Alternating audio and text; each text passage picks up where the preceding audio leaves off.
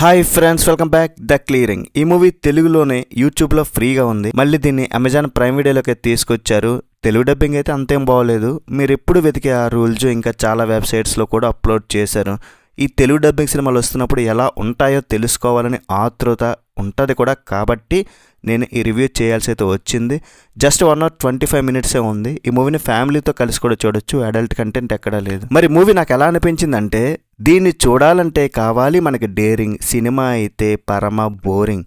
The clearing పరమ boring. దీన్ని మీరు తీసుకోవద్దు కేరింగ్. ఇదేం బొక్కలో జాంబే సినిమా భయ్యా.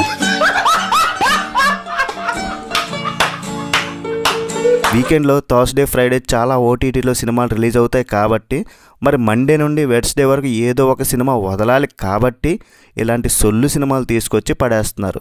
దరిద్రం దండం దోత. ఎప్పుడైనా జాంబీస్కి కొడితే లేదంటే వాటిని ఏమైనా చేస్తే నొప్పితో అరవడం మీరు ఎప్పుడైనా చూసారా? కానీ వినైనా విన్నారా? వాటిని చంపిన అట్లా చస్తూ ఉంటాయి కానీ అరుస్తాయా నొప్పితో? కానీ ఈ సినిమాలో మాత్రం అరుపులే అరుపులు.